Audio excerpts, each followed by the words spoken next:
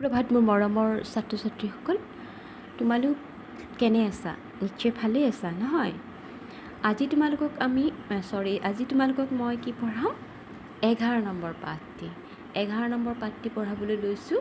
তোমালোকে উলিয়াই ল'বা এইখন অকণিৰ আদিপাঠ, আৰু এইটো পাঠ হৈছে 26 নম্বৰ পাঠটো উলিয়াই ল'বা, আৰু মোৰ লগে লগে কি কৰিবা? মাতি যাবা। এক্সামো আহিলে বেছিদিন নাই, আৰু তোমালোকে নিশ্চয় ভালদৰে পঢ়া শুনা কৰিছা ন? পঢ়িবা। এইটো চাবা, গ আৰু ঘ যোগ, পাঠ 11। উঙই গৈ উঙই গংগ, এইবিলাক বহুত আছে দেই, তোমালোকে ভালদৰে মাতিবা। উঙ যোগ গ উঙই গংগ, উঙই গৈ দৰে ৰৈ গৈ ৰৰ গ, দয়ৰৰ গ, দয়ৰ বুলি ক'ব দিগদাৰ হয় ন, প্ৰব্লেম হয়, তো ৰৰ গ বুলি ক'বা।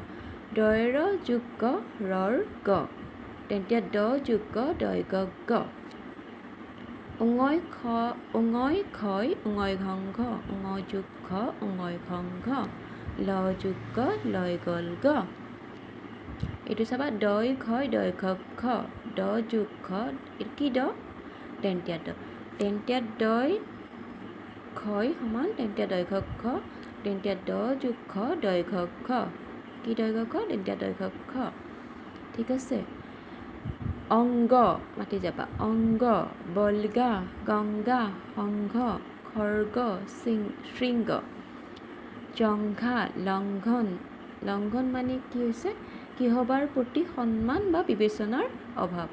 অংগ মানে তোমালোকে নিশ্চয় জানা, আমাৰ শৰীৰৰ অংগ প্ৰত্যংগ অংশ আৰু শৰীৰৰ। বলগা মানে তোমালোকে পাবা পিছত।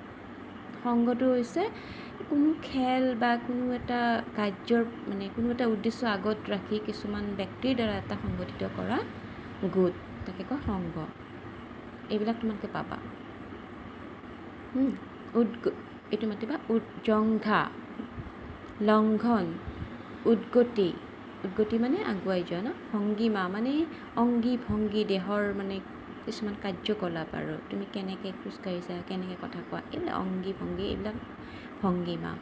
মুদগৰ, পতংগ, অংগীকাৰ, উদগীৰণ, উদঘাটন। গংগা এখন পবিত্ৰ নদী, গংগা এখন কি? পবিত্ৰ নদী। গংগা যমুনা এইবিলাক কি?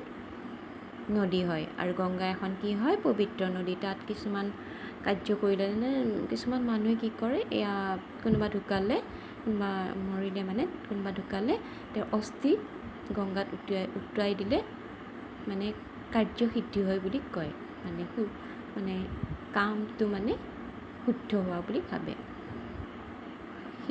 শুদ্ধি হোৱা বুলি ভাবে। অসমৰ এটা খড়গৰ গড় জগত বিখ্যাত, অসমৰ এটা খড়গৰ গড় জগত বিখ্যাত। এইটো গড় দেখিছা, এটা খড়গৰ। কাজিৰঙাত গৈ পাইছানে? কাজিৰঙাতো গড় আছে, গড়ৰ কাৰণে বিখ্যাত, তোমালোকে চাব যাবা, গ'লে দেখিবা। পৰ্বতৰ চূড়াক কি বোলে? শৃংগ বোলে। পৰ্বতৰ একদম ওপৰৰ যিটো এয়া এনেকুৱা পূৰা ওখ ন, জোঙা, এই অংশটোক চূড়াক কি কয়? শৃংগ বুলি কয়। পতংগবোৰৰ কি হয়? 6টাকৈ ঠেং থাকে। পৰুৱা আৰু মাখিও কি? পতংগ হয়, সৰু সৰু ন, সেইবিলাক কীট পতংগ বুলি কয়। চাইবেৰিয়াত থকা